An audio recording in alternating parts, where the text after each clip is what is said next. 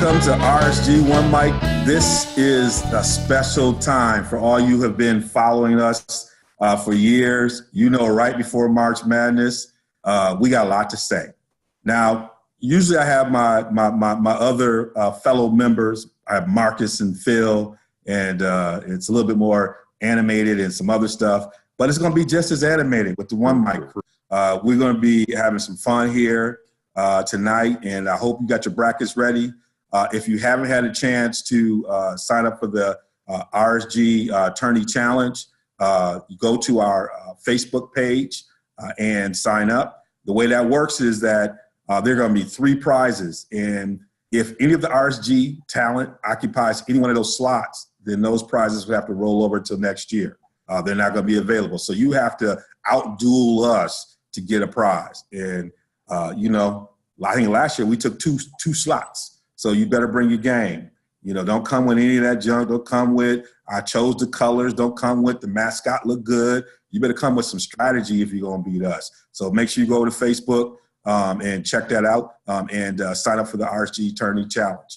But before I get into this too hot and get going, I got to bring in my colleagues here on One Mic. If you've been following us, you know, I got to start with the youngin'. I'm going to start with the youngin' because he's happy because his high school team, his alma mater, won the state championship in Michigan in basketball. So his chest is kind of puffed out, and we're going to have to bring it down tonight. What's up, Darnell? How you doing? Congratulations. It feels great. Let's go, champs. That's what I feel like. Let's go, champs. Yeah. What's up? Let's go, champs. Let's go, champs. Oh, I got the shot heard around the world. Y'all want to see it? I'll show it to you guys real quick. Listen to this. Now, so you try to get us ready for the kind of shots we're gonna see in March Madness. That's what you're trying to do. This was the real March Madness, fellas. This is the real March Madness. The shot heard around the world.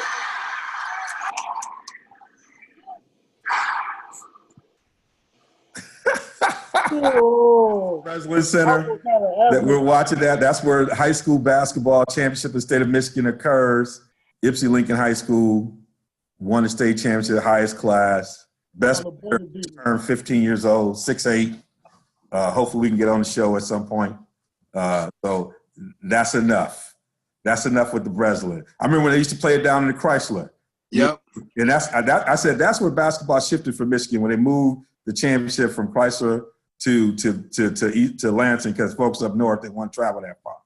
You know, and so it put Michigan State in an advantage because all the kids now think about the Breslin Center because that's where you want to go if you want to win a state championship. I know the game.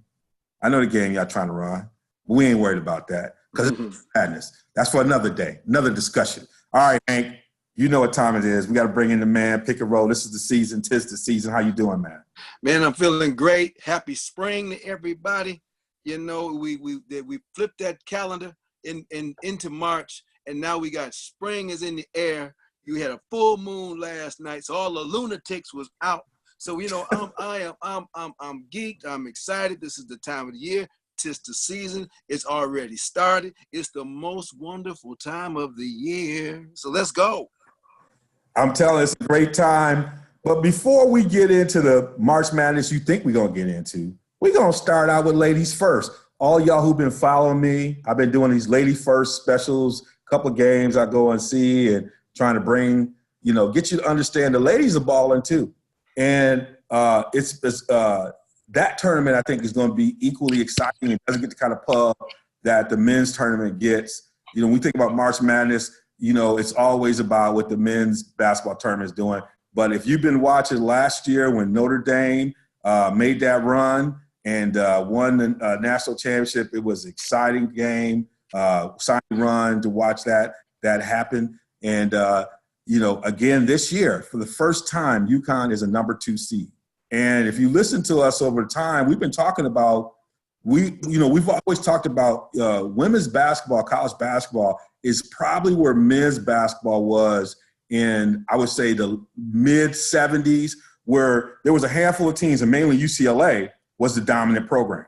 And then all of a sudden the switch changed. And you could probably say when Michigan State and Illinois, Indiana State met with Larry Bird and Magic met, was kind of that transition, and then the 80s was you had all these things happening in college basketball on the men's side moving.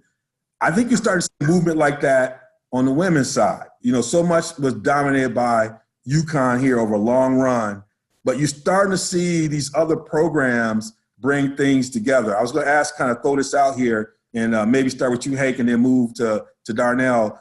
Are you seeing some shifts here in the women's game when you kind of see UConn, they're 30-2. Usually 30-2 UConn, they get sister-in-law, in ways that we see Duke sometimes get sister-in-law. Duke was in the top 5. Every time they lost, they didn't move.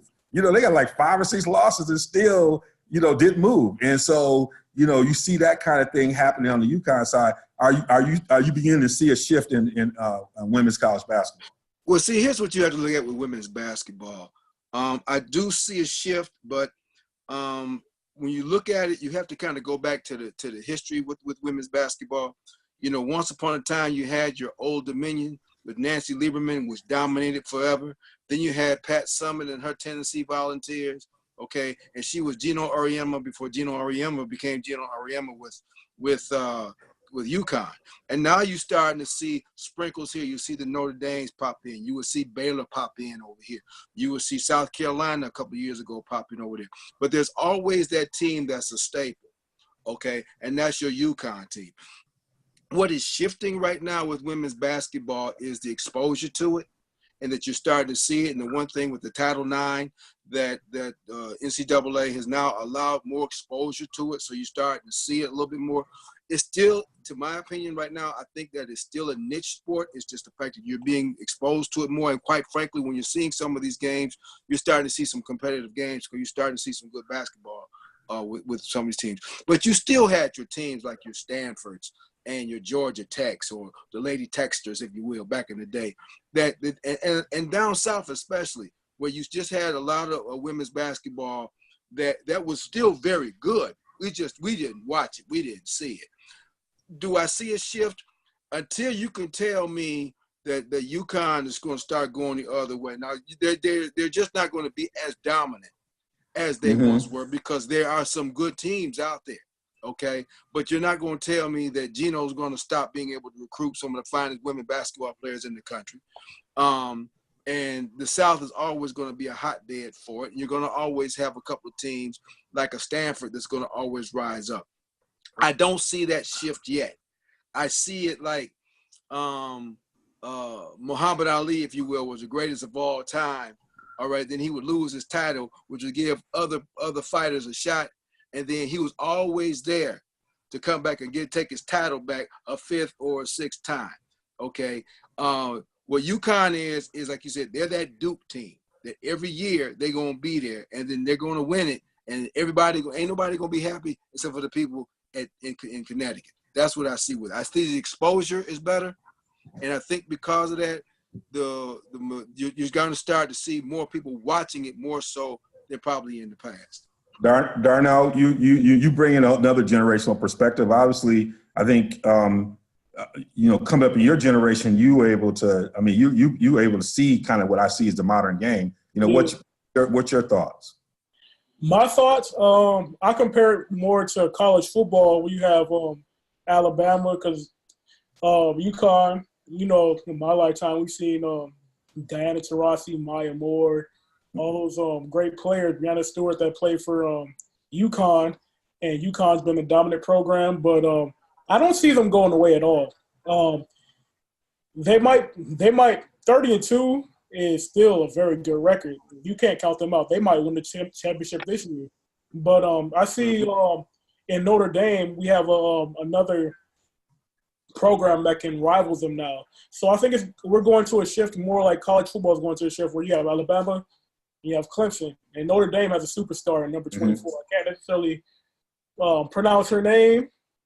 I think it's R.K. Ogun. I'm not going to try it, but she's Ogun Bawale. I think her brother also played for Wisconsin football. Good football player. Yeah, she's from Milwaukee. Gang. Just say she got game. She do. But I would say it's another analogy. I think y'all are on or something. But I think the breakthrough. I think in recent years, UConn has been more like Tyson, meaning that there was intimidation before the fight. And I think what happened in recent years is there was a Buster Douglas moment with Mississippi State when they took them out, right, at a time when – and then I think at that certain point, it's like they're human, right? Because if you looked at some of these top teams like Baylor, Mississippi State, Oregon, I mean, there's a lot, Louisville, a lot of these teams, they had South Carolina, they had equal talent when you look at where the recruiting stuff. But he was winning because people always think he's just getting 5 stars at UConn. He's not. He's getting some 5 stars. He's not like Coach K, who was getting the top 4 in the class. That's not what he's always getting every year. And so some of these teams had talent, but I think there was like a psychological barrier that they needed to cross. Like people needed to cross with Tyson, right? And there was always a Holyfield out there. I felt like Notre Dame was always the Holyfield.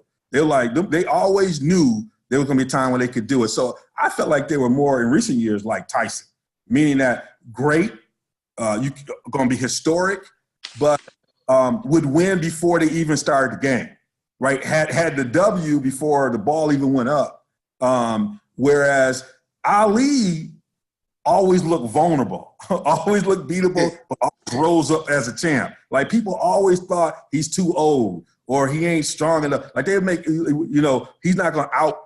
Foreman's got too much power. They always thought there was and he would do something. I see UConn as when they were doing, when Tyson won when he was doing a ring walk. I think UConn wins sometimes even when they in the warm up. And it takes teams a minute to realize, okay, we can play, but by then they down 20, right? And I think that's why this game is beginning to change. I think what happened in these recent years tells people they can be beat, right? Which means they still going to be competitive. And the other thing you got to realize that UConn might have been hurt by a little bit is that the conference they moved into. And that move was, I think, made more for football, but I think it hurt them on a day-to-day competition kind of thing. They kind of like, they're in a conference kind of like Memphis used to be when Calipari was like that. They're going to get 30 wins, but they 16-0 in conference with folks who going to challenge them a little bit, but it's not like they played in the ACC or the Big East like they used to play, right, where they would have been playing Notre Dame twice a year or in a tournament.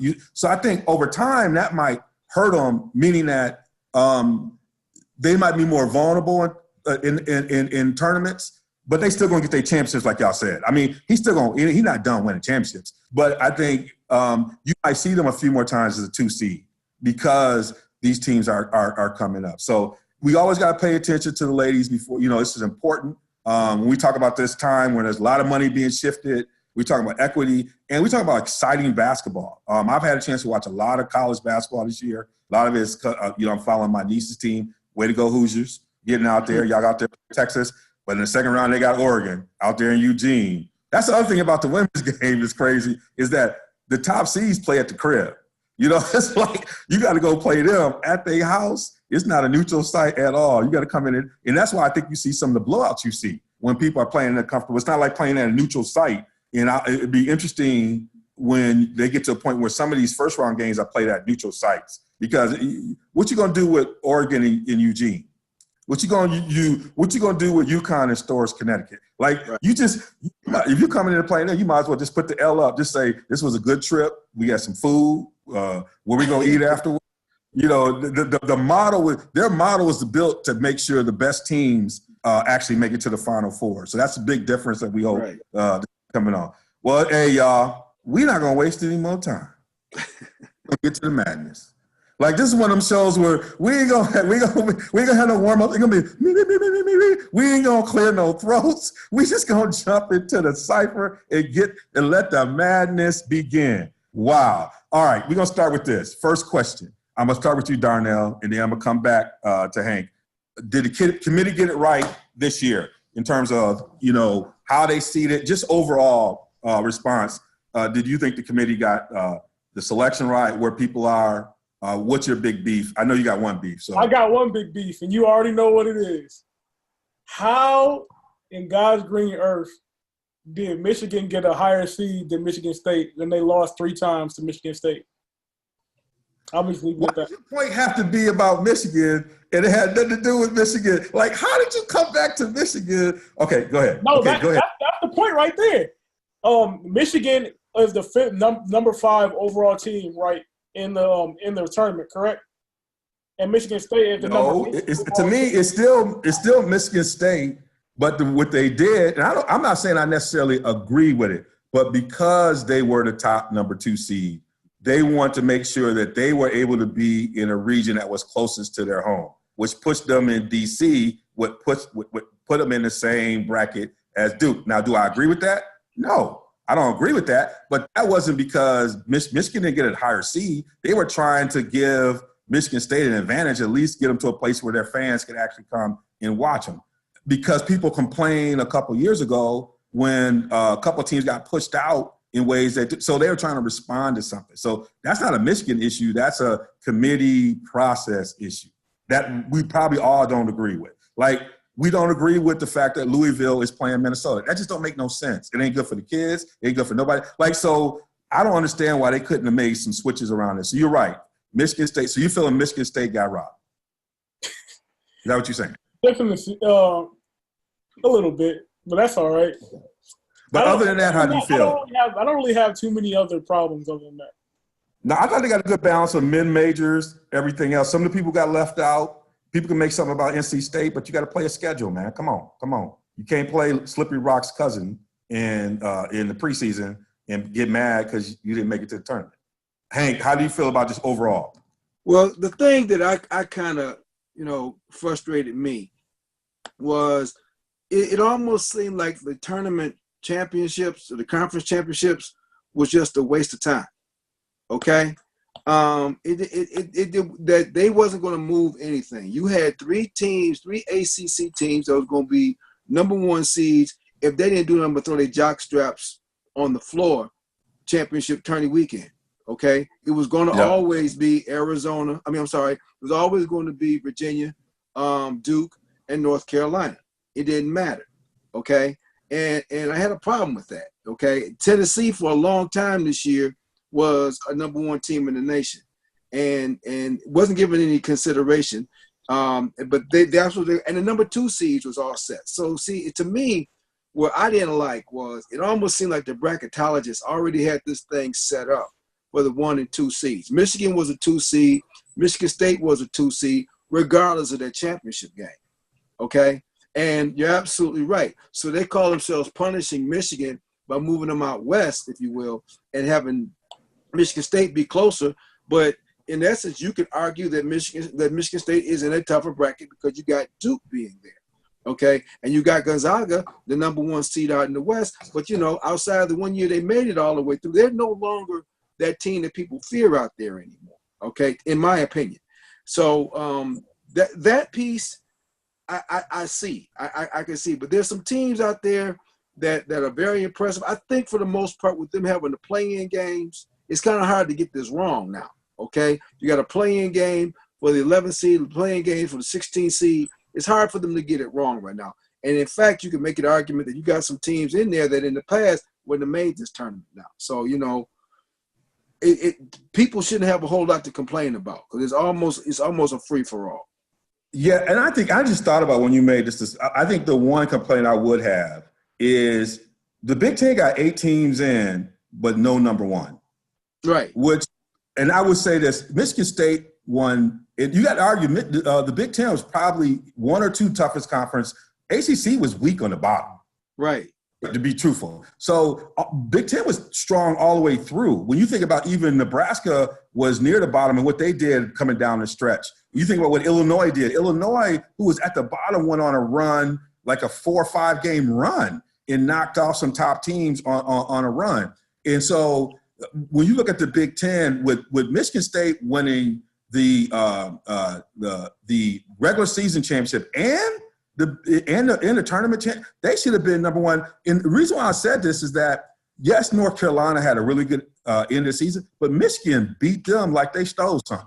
Yeah, like when you think about one of their worst losses, it was against Michigan, who beat them like they stole the government cheese. So So when Michigan State, if Michigan would have won, I probably wouldn't argue that as much. But with Michigan State winning both, should have been a number 1 seed, and then Virginia should have been in top number 2, right? You know, and then it would have fell out differently. That's what I thought should have happened. You cannot be the Big Ten regular season champion and the Big Ten tournament champion in a year that 8 teams get in, and you don't have a number 1 seed. You know, at that point, I'm like, oh, they're glad that our commissioner is going out, because if he was still here, it would have been something to pay. You know, it's one of those things where it doesn't make a lot of sense. And so that might be the one argument I would make, is that Michigan State should have been the low number 1 seed, and Virginia should have been pushed to top number 2.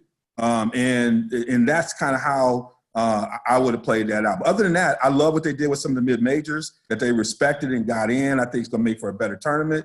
You know, some of these teams on the bottom, you know, that didn't do much. You know, I love Indiana. I watched them play in person, but those cats lost like 11 games in a row. No way in the world should have been in the tournament. People could say, you know, none of them young guys met. Like, that's a team that should have had 20 wins. When you look at the talent and the guys who are going to be going, the first-round draft picks they got on that squad, they should have 20 wins. So they didn't deserve to be there. So I felt like they got it right. They settled in it the right way. All right, guys. Of the teams below 4th seed, do you have a team that you think has the best chance to make some type of run in the tournament? I'll start with Hank and then go to Darnell. Yeah. The team that I picked, I don't want to jump into conclusions, but I picked Mississippi State. I picked Mississippi State. Here you go, the Delta. They're a 5 seed, and you know the thing is, you got to get one of them teams that, you know, they come out the blue. And so this. Are you signed up for the RSG Tourney Challenge? Yes, I did. Yes, I did. Oh man, we got to carry you. No. Let me tell you something. Okay. Make sure you go to Facebook and sign up, because Hank is giving you hope. Let me tell y'all something. Okay. I got laughed at last year too. All right. Okay. But you know what? 3 of my Final Four teams made it last year, with the exception of Virginia, that got beat by the Terriers, who we didn't even know was the Terriers because we couldn't read their jersey. Remember, we were trying to figure couldn't out. read their jersey. That's right. We said, what was the name of that team from Baltimore? Okay, so you have to be careful. You cannot. You got to use logic when you're starting to do these brackets, but then you got to use some of that March Madness. Okay, so the team that you got to use some of that March Madness, because it defies. Okay. Logic. So this is my team, Mississippi State. Okay, that to pay close attention to. Okay, where they're coming out of and how they're going to play it. I mean, they started off playing Liberty. Then they got Vitek or St. Louis.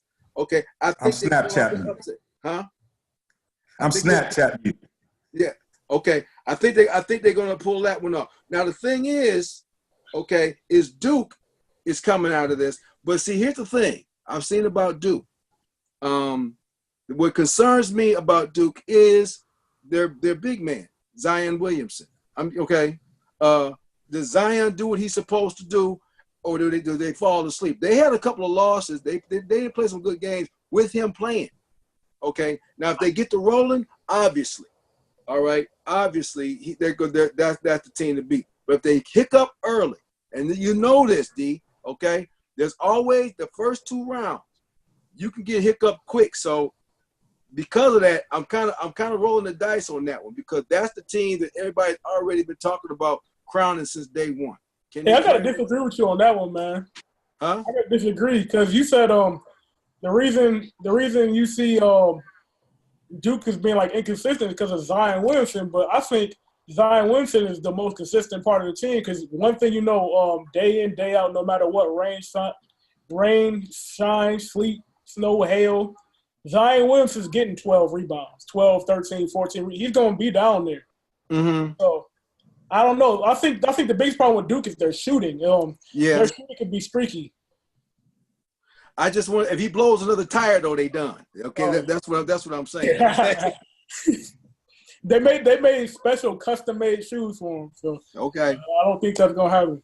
But well, and the thing about it, I would say is, and I think you on something, that the issue for Duke is not Zion. To me, it's R.J. Barrett. From the time I watched him in Maui, whatever, R.J. is like, he gonna get mad at me. R.J. is like my cousin John at the Darnell. We can't. He like my cousin John. Game point on, he ain't giving a rock up. You can be wide open in the corner. You probably hit 4 shots already. He's shooting. He don't let the ball move. And because of that, Cam Reddish is the person who they really need to play to win, is getting the ball either late in the clock or Cam Reddish is like shooting 30% from the field, not even 3-point line. And so to me, it's not Zion, it's RJ, and it's Tyus Jones being able to get control of that and distribute the ball to some of these other guys so they can get shots. So you right on. I think you right on, and we don't know how that's going to happen when the Heat come on. So you hit a point. Darnell, who you got? Well, I talked to you earlier, so you know who I got for my my sleeper team. But actually, I have 2 sleeper teams. Who the you first got? one you know already is Oregon. Oregon is red hot. I like their goodness. very much. His name is Peyton Pritchard. That's a name for you to watch. Actually, I might have 3 teams, but I'm gonna leave it at 2 for this time. But my second team is Syracuse. Did we lose him? He was so messed up, he dropped off. When he said Oregon, he was so messed up, his stuff got cut off. He dropped off because it was blasphemy. How he gonna think Oregon gonna beat Wisconsin? I'm gonna tell you right now, what he has not been watching. I told him this on the phone. And somebody must have cut his cord. I think it's probably my people in the booth who cut him out, because he should have been cut out. He should have been dropped. To say Oregon is gonna beat Wisconsin, he should have just. I don't even know if I should let him back on the show after this. Should I, Hank? If he come back in, I don't know if I should admit him back to the show. I want to hear his logic. Now, if he says that they're struggling, if it's got something to do, I don't know what. Did you go get therapy? Before you came up with that? I tried to pull up my list, but Syracuse. Before I was rudely interrupted. Syracuse. You were rightly interrupted. Nah, but wait a they're minute. You got to justify the Oregon. Justify the Oregon. You got to justify the Oregon. I don't have to. They're on fire. They have a in the Pac-12, in the worst conference in the country, they're on fire. That's like, they have confidence. I'm old enough to hit 30 points against Slippery Rock. Come on. Anyways. In the Pac-12, they on fire? For real? Moving on. That's your part? You sound like Bill Walton. Syracuse. The Conference of Champions. The Conference of Champions. You know what? That's how bad the Pac-10 has been. They got Bill Walton doing games talking about what he had breakfast that morning. And I'm like, what about the game? All right, go on to your next team. These tie together because I believe when it comes to tournament time, a big factor is going to be coaching. I got Syracuse as my other sleeper team, especially if they get that their leading scorer back, because especially that 2-3 zone is going to cause problems for a lot of teams because, frankly, a lot of teams don't play zone anymore, so they don't get a lot of looks at it. So it's going to throw them off during the game. And my third team, I'm just going to mention them. I'm not going to go in depth with it, but Murray State because of I like Murray State. John Morant. I had to put you on wax. With that foolishness. I didn't get the Oregon part. Oregon, Syracuse. Man, I had to put you on wax on that foolishness. I might have to put you on wax with Snoop Dogg dancing around your head. Look. First of all, I want to address the Oregon thing. I'm gonna tell you right now. For the same reason you use for the Syracuse in the 2-3 zone, Wisconsin's a tough cover because people don't know how to play against them. And Ethan Happ is going to put them in the blender. And one of the things you have to look at is Khalil Iverson. The way he's been playing down the stretch, he's going to have at least one Dominique-like dunk in that game that's going to take everybody off. And it's going to be gone. And that backcourt has been playing, and that bench has been going. They're going to make a sneaky run as it relates to Oregon. I'll leave that one alone. I'll come back to you in a minute. The Open's going to have a game plan for Wisconsin. Just wait on it. Yeah, it's a good game plan until you get hit in your mouth. It's a great game plan until you get hit. You get hit right in the dome. The team that I'm thinking, there's two teams. I'm gonna use the two teams. Two teams and teams that I actually had a chance to watch out in Maui, who I think are beginning to put together. Iowa State. Iowa State will put 5 guys on the floor who can play, and they got some players who are going. They got what's your boy Siak or whatever that's from who transferred from Virginia. He's averaging like 20-something a game. Those cats have they can score, and now they're defending. And I watched them up close in Maui and felt like, okay, this is a team that's going to be tough to match up with because when they rolling, they're going to be rolling. And that's a team that I think can make a run. The other team that I like, and I was worried about them, but they came through in the SEC tournament, is Auburn. Auburn got some players. That backcourt, if you follow me in Maui, is one of the best in the country. And I think they're putting it together in there. And I think they got a level of toughness about them, but they can in the tournaments about guard play, and they got guard play. But they got guard play, and they can get up and down, and they play fearlessly, as you probably saw in the SEC tournament. So those are two teams I think you need to watch for that can make a run. Talk to me a little bit about your Final Four. Darnell, I'll start with you. Who you got your Final Four? If I can get my Final Four up here, no, fair. Yeah. But my Final Four is looking like, oh shoot, y'all gonna hate me for this. No, players: Duke, Michigan, North Carolina, and Tennessee. So you don't have Michigan State? No, because they're gonna lose to Duke. Oh my goodness, you ain't that much of a homer. You still using your sense. So you have Duke, Michigan. Say it again. Michigan and Michigan State both losing to Duke. I'm just gonna say it like that. I have Duke, Michigan, Tennessee, and North Carolina. All right. That's an interesting one. Hank, who do you got your Final Four? Okay, now like I said before, I'm going based on what I seen last year with Loyola Chicago making that crazy run to the Final Four. I think it happens again.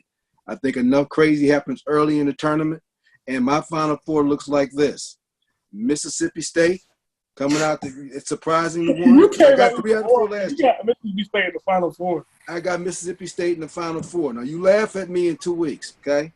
Then I got Michigan, okay? And then I've got Tennessee, and I've got Kentucky, okay? That's my Final Four. Why? It's because, again, I am not sold on Gonzaga getting out of there. I'm not going to take nothing away from John Beilein until he shows me something different. This team turns a corner for some reason in the tournament, okay? And just how Tom Izzo is, I can't trust it. Beilein is becoming a tried and true. All right. So, but that's my Final Four. But my Final 2. Do we want to get to the Final 2? Hold on, Final 2. You gonna say Mississippi? Hold on, Final 2. I got to do my Final 4. And we didn't have the can't trust it, but we will end with the can't trust it list. So if you do have some can't trust it coaches, we'll explain to people who haven't done. But when you've heard, hey y'all viewers, you heard Hank's list. If y'all are not rushing to the Real Sports Guys Facebook page, trying to get into the top 3 spots to get your prize, with the #1 prize, meaning you get to come on the show with us. You get to do a podcast with us as part of the #1 prize. If you're not rushing over there after hearing the 14 that Hank up, you're crazy. Like this is like taking somebody for baby. Like if you listen to his 4 teams and you're not on there right now, I don't know what else to tell you. I don't know what else to tell you. Mississippi State. He must be thinking we're talking about the women's team. I thought this was talking.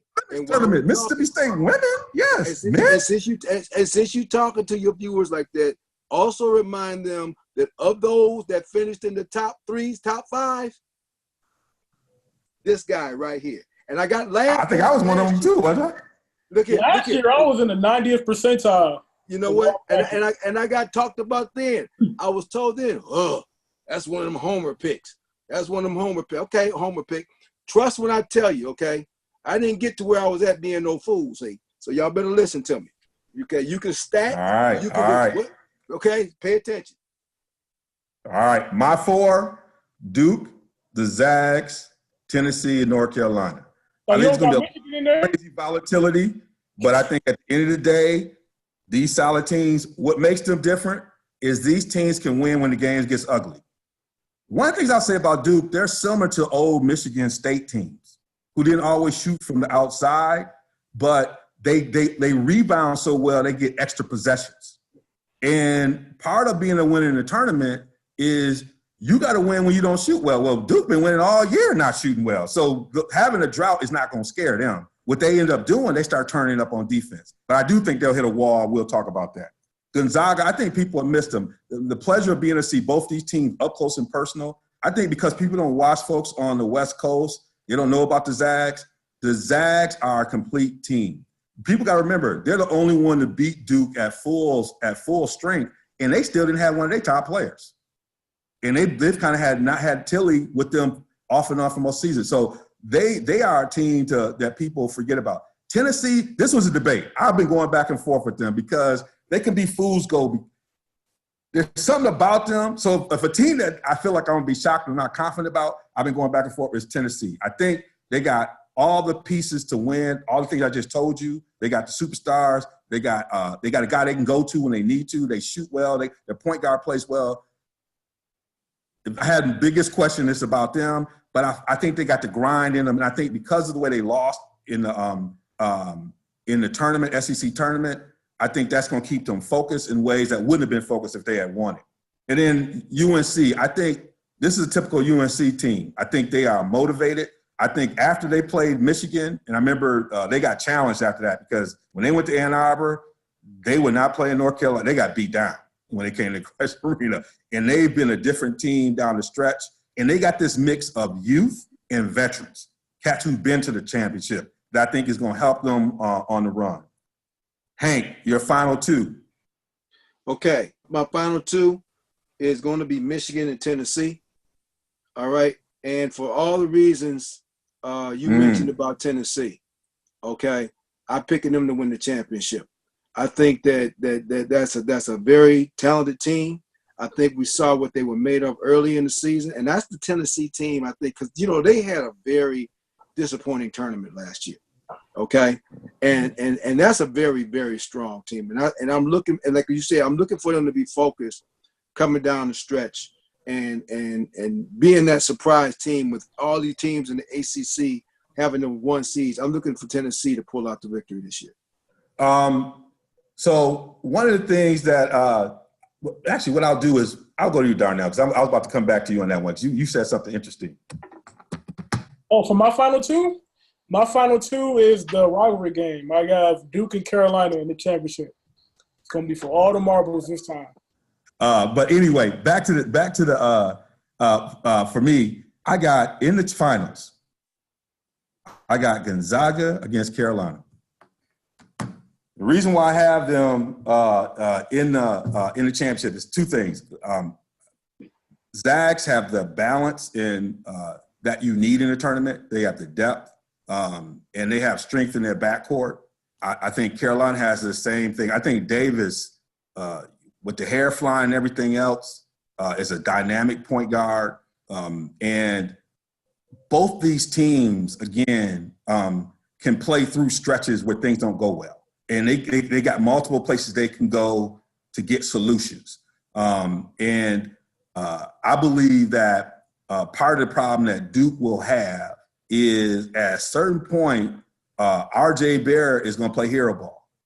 And hero ball don't get you in the finals unless you got Glenn Rice. You are not Carmelo. Carmelo. And none of them are Carmelo. And so I think that's going to be a major challenge. But when you look at coaching and you look at balanced rosters, both these teams have the balanced rosters. Who do you have, Darnell? Who do you have winning the championship? I got Carolina winning the championship. Oh, there you go. Roy used to be on the Can't Trust It list, and now you got to win the championship. They just won one a couple years ago. I know, but we had to look. If you take Roy Williams and all the talent he's had on his rosters from Kansas to Carolina, he should have 12 championships. And so if you miss it on that, but you got him winning. Yep. I'm winning, Hank. Again, I'm picking Tennessee. You picking Tennessee. As I said before, people out there, if you're not going to the Facebook page to get in the RSG challenge, if after hearing Hank's list, if you have not rushed and signed up to win a prize, which prize one is to get on the show and you can have a chance to ask Hank why he picked these teams. You can ask him. You can ask him directly to figure out why he picked this roster. You got Tennessee's a good team. So why'd you pick Tennessee? I picked Tennessee basically, again, okay, I'm looking at what nobody wants to talk about. Admiral Schofield. What Admiral Schofield, absolutely. I'm looking at what I saw with this team, and I'm looking at the madness, okay? I have basically, every time I have picked with total logic, I have blown my bracket up. I am trying to predict some madness here, okay? And you folks that do this all the time need to pay close attention, okay? Last year, I think, was an aberration, all right? Or how many years have we had, like 3 or 4 number 1 seeds in the Final Four? It doesn't happen too often, all right? And then we had that. Hey, I know they now have free dispensaries in Ann Arbor area. Okay. When you pick, people don't think you partake. You're partaking in that activity. I know you got free dispensaries out there.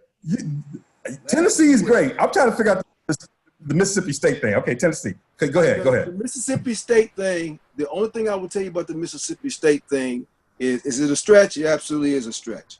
But so was Loyola Chicago, okay? Loyola Chicago and that nun blew everybody's bracket up, okay?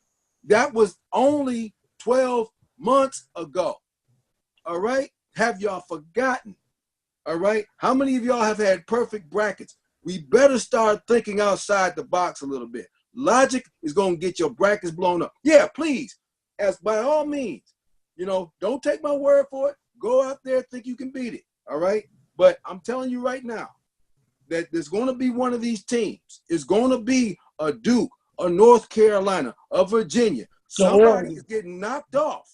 Oh, they're going to lose. Yeah. I'm just saying they're not losing to Mississippi State. I'm not saying that. I'm just saying they're not losing to Mississippi State. You should have just said Murray State. I think you got the wrong state. You should have said Murray State. Mm-hmm. You should have said Iowa State. Oh, I could say. You should have said Bemidji State. That's okay, because it's going to be somebody like that. It's going to be somebody like that. All right. I like Tennessee. Tennessee's a good pick for a championship. I'll give you that. All right. Who's going to be the most valuable player? Who do you got most valuable player? Hank, I'll go to you. Most valuable player. Who you got on the tournament? Oh, that's tough. That's tough. He's got to be one of your Tennessee guys, right? Yeah. I'm going to defer to Darnell on this one. Okay. I got Soul Glow. Who you guys most valuable? I got Soul Glow. His name is Kobe White. he's about to be the most outstanding player. He's about to I think he's going to have about 17 points, about 8 or 9 assists. He's going to play. He's going to orchestrate the offense. He's going to be the floor general that they need, and it's going to be a very close game. So him controlling the offense and limiting the amount of turnovers is going to be the difference. I got Rui Hachimura. I watched Rui play out in Maui. What said most about him was that last play against Duke when he was matched up, time going down with RJ, I'm going to take every shot, Barrett. And he put the defense together. This young man is probably the closest thing that we have in college basketball. I mean, he's a two-way defender. He is someone – I think he's someone that people are going to – I don't think they know how good he is because they don't get a chance to see him all the time. But he can hit from the outside, inside. He's someone that can dominate, control the game, and he's hard to guard. In the way that Mark Few coaches and creates openings for him, I think he's going to be a flat-out star, someone that people are – I think people in basketball circles know him, but when you're talking about someone who's going to get popular, particularly when you think about the fact that, he's from Japan and hasn't played basketball for that long and has been doing what he's doing. So that's who I have. I have Rui. You're going to get to know Rui. And they're just going to call him Rui. It's kind of like, you go by that first name, LeBron and Rui. They're just going to call him Rui. And and this kid is going to do his thing. Hank, did you come up with somebody? You cool? You just know Tennessee's going. You said I just know Tennessee going to win. Okay. You don't got Abner Schofield just because of the name? I think Abner Schofield's got to be Williams if they do that. One of them two. Their point guard's great too, but I think I'll pick Admiral. I think it's going to be Schofield. Yep. Because he's the most versatile out of those, if you were to do that one. So whose stock is going to go up? Whose stock is going to go up? Somebody's stock always goes up on a tournament. Who do you got? Who do you got, Darnell? Oh yeah, I got Marcus Howard from Marquette. I have them losing the first round actually to Murray State, but that game is must see television. I'm telling you right now. Oh yeah. John Morant's going for 30. He's going for 30 and 10, and then Marcus Howard in a losing effort is going to go for 42 and 6. That's my prediction. All right. Hank, you got anybody you think is going to be a star that folks have not really paying? It's got to be somebody from Mississippi State. No. Look here. I'll pick this early in the year. Okay, I said this. Dak Prescott? No, I said you silly. There you go. No, nobody from Mississippi State. I'm picking Iggy Bristakis. What I said about him early in the year is he's going to have one of those Dante DiVincenzo runs. Okay, you can see it coming. At least I thought so. Or I thought when I looked at him play, I said this young man could go on one of those Nick Stauskas runs that they had the year before they almost made the Final Four. You start to see his game start to come out. I think he hit a little bit of a freshman wall, maybe a couple, 2 or 3 weeks ago, but he's coming back out of it now. That's why I picked Michigan to go so far, because I think if anybody's going to generate offense for this defensive-minded team, it's going to be him. My guy, and it's because, again, I said, it's a team that people have heard, knew they were good, is Josh Perkins. The thing that from the Zags, the thing that impressed me about that game against Duke was the way in which he was fearless and controlled the game. I think this is a similar situation that happened in the Michigan State-Michigan game, which is really the difference. The difference between those two teams is really the point guards on the offensive side of the ball. Defensively, those are two great players, but Winston Cassius provides much more offense for Michigan State. Now, to me, that was the difference in those two games. I think what happens here, particularly when they face Duke, is Perkins' ability to insert himself offensively and the way he plays. And I don't think people know how good this kid is. And when they lose, it's because he doesn't play well. When he plays well, he makes them takes them to another level. And so I think people will know more about Josh Perkins if the Zags go on and win their first national championship. So that's one that I would say as star is going to rise here in the bright lights. The one thing that we didn't have on the list, and we cannot have a March Madness show if we don't do the Can't Trust It list.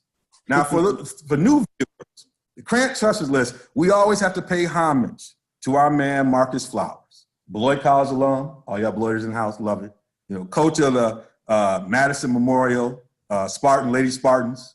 Coined this Can't Trust It list. I think he was the one that got us going on it, along with Phil. And it's a coach, it's a team that you just know. They break your brackets every year. So either the team you can't trust, and usually it's a coach you can't trust. An example of this, can I give you an example? Could be Kansas. Bill Self has had 14 straight conference championships. How many people have put their hard-earned money on Kansas when they were the #1 team, only to be disappointed when they lost to Louisville South of the East round in the second round of the tournament and everybody's bracket got busted? Virginia could be in that list. It's the teams that come with the hype and they rip your heart out. Let's give you a team that used to be on there. Villanova used to be on there. Mm-hmm. Like my guy, best dressed coach in NCAA basketball, was always on that CBS set by the second weekend. He out here second seed. He coming in first seed. Everybody talking about Jay Wright, Dickie V going crazy. And next thing you know, Jay Wright is giving us, he's breaking down the game in the second weekend, looking sharp as all can be. Suit look tight, but his team is not playing. And then Jay Wright got off the snide. So we cannot end this show without talking about the can't trust it list. And I got to start with Hank, because I know Hank's got a few. Can't trust it. Come on, Hank. Listen. Virginia, after losing last year, is too easy, right? Roy Williams, that's too easy, okay? But the one I'm going to pick is still the easiest. And until he get off it, I'm going to pick him again and again. Do you know why, youngin, that they put Michigan State against Duke and did not give them the respect for winning and beating Michigan 3 times and winning the Big Ten and winning the Big Ten tournament? Because your coach, Tom Izzo, up there in the Breslin Center where your Rail Splitters won the state championship, is on my can't trust it list, okay? You can't lose to Eastern Kentucky. You can't lose to Syracuse. You can't do that, okay? And guess what? Who they got coming up? It doesn't matter, okay? The problem is the one thing about state is they used to be feast or famine, all right? They would get to the Final Four or they would lose in the second round, okay? Now all of a sudden they can't get through the first round, all right? This coach is going back on that can't trust the list because he deserves to be there, all right? His greatest accomplishment this year is beating the Wolverines 3 times, all right? And Sparty is going to go crazy, and they're going to pump their chest about that all year long, unless the Sweet 16 is over and they sit next to me on my couch eating Cheetos, watching the rest of the tournament. Tom Izzo, can't trust it list. We put Tom Izzo is officially on the clock on the can't trust it list. Michigan State Spartans. What's your response, Young? And who do you have on the can't trust it list? But I know you got something to say about the Izzo pick before you do that. But who you got on the can't trust it list, Young? Play with him. Cannot win with him. Cannot coach with him. You know I had to drop it. I got Virginia's coach Tony Bennett because of the pack line. Woo! The pack line. I got him on the can't trust it list. We got Kansas, of course. Bill Self, of course. He's on the can't trust it list. And that sums up my list. I'm not going to put Tom Izzo on that list. There was a point in time where if you stayed 4 years at Michigan State, you were going to a Final Four. That was guaranteed. So I can't put him on the can't trust it list. It's been a drought. It's been a drought. Yep. It's been a drought since that happened. What, since 09? It's only been 10 years. You're right. I give you this. I'm going to say this. I think y'all hit some good ones. We got to put Kansas on there. We got to put Virginia on there because they put themselves on there. We got to do that. Michigan State, I put them on there last year. I said I was the one that brought Izzo to everybody's attention. Everybody was going it because Izzo broke me. Izzo broke me with that Western Kentucky, whatever that loss was. I knew they was going to lose to Syracuse. Come on. I saw the first game of the season. They lost to Duke, and that game proved it right there to me because I watched it and I was like, they have no answer for a zone. They don't know how to attack a zone. They don't have their shooters are very streaky, so I knew they're going to struggle against the zone. That's why I picked them to lose against Syracuse. All right, but I got a team. I got actually 2 teams because one's kind of semi-ranked and people are kind of getting behind them a little bit. One is a regular that everybody just suspects his team's going to turn it on, and he has some stuff in recent years. I love Cal. I love the Kentucky thing. Yeah. I'm not sure. I was in the Cal I trust, but I'm not sure. I'm snoring on them this year. I'm not sure. I'm not sure about Cal. Cal's semi-warm on my can't trust list. He don't do it this year. The one and done formula might look like it's kind of sputtering a little bit. Kentucky fans don't get mad at me. Don't get mad at me. And the other team, don't think they have the team. I don't think it's necessarily Calipari. They just don't stack up. Like they have them. They're doing the one and done model, but I think Coach K kind of pushed him off his block because that was Well, the one and done model only works if you go to Final Fours. No, Like that's the whole. It only works when you have the top players because the tournament is run by juniors. He still got top players. He still got top players. Not compared to Duke. Come on, not compared man. to Duke, Carolina. But look, he got enough to get to the Elite Eight Final Four right now on his roster. They're not getting the Okay, all Final right. Four. I'm just trying to tell you. You said everybody said he should get that. People are picking him to They're win. losing Come to on. Carolina.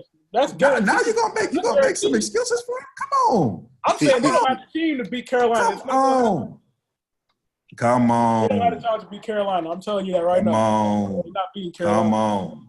They could beat The Houston other team to go to the Elite Eight. It's not fair for me to put him on there because people didn't expect him to have a great season this year, and he's put the season together. I was going to put Purdue on there, but they didn't expect him to have a great season, and they kind of put their team together because Purdue has been some highly ranked, have been top. They've been like a 2-3 seed. Yeah, they're a 3 seed this year. People expected them to make a run, and they always lose in the first, second round. But this year, they weren't expected. Great. He kind of got coach of the year. So I'm not going to put him on this. We're going to wait and see. I'm going to give him Wasn't there big hurt last year? Huh? Wasn't there big hurt last year, Isaac Haas? Yeah, but they had a big team. It wasn't like that. They were deep last year. They should have gone out the way they went out. They were this year, and they still had Carson Edwards. Yeah. And they still had Carson Edwards, who was a Wooden Award candidate. Still is. But he got out by your boy Cassius. I think we know who the big ones are right now. We know it's Kansas. We know it's Virginia. We dipping Michigan State in there right now, but we know them too. So we're gonna watch. Thank y'all for listening to Can't Trust It. We're gonna see. But there's some other teams, if they don't go, they will be on there next year. But to end the show, special edition of Drop the Mic with our guy Hank. Listen here, we're gonna keep this hoop. We're gonna keep this hoop theme going. Okay, I'll be remiss if I went away from it. All right. This is March Madness. Let me tell y'all something, okay? Let y'all know what we up for the first week, okay? Last night, Tuesday night, was a full moon, all right? We had a full moon. The lunatics is out, all right? In the first week of March Madness, this is what we got to deal with, okay? These guys been laughing at me, but I'm telling you something that I can feel it coming in the air tonight. I'm letting y'all know right now. There's going to be some stuff. Everybody sitting around there, they all feel comfortable. Everybody is 0-0 going into tonight. They all feel like, oh, I got this. I'm the smartest man in the world. I'm the smartest woman in the world. Okay, I done did all this logic. I done did all this calculus. I done did all this trigonometry. I know I got the baddest doggone bracket out there. Okay, and your girlfriend got over there. I picked the teams with the prettiest uniforms, and she's kicking your butt. That's what March Madness is all about. We done sat around here for this last little bit of time and try to tell you why, try to give you everything. But the thing about it is, it's fun. You're going to watch hard, you're going to watch every day. And let me tell you something. Somebody's going to come out on top. Somebody going to really feel like they're a genius. And somebody who thought they was a genius has got to go back to grade school, kindergarten. They got to go all the way back to preschool with the youngin'. But let me tell you right now, this is what it's all about. Okay, either you're gonna be an Einstein or a Frankenstein. That's what it's all about. Get ready, strap it on, be ready to go. Peace.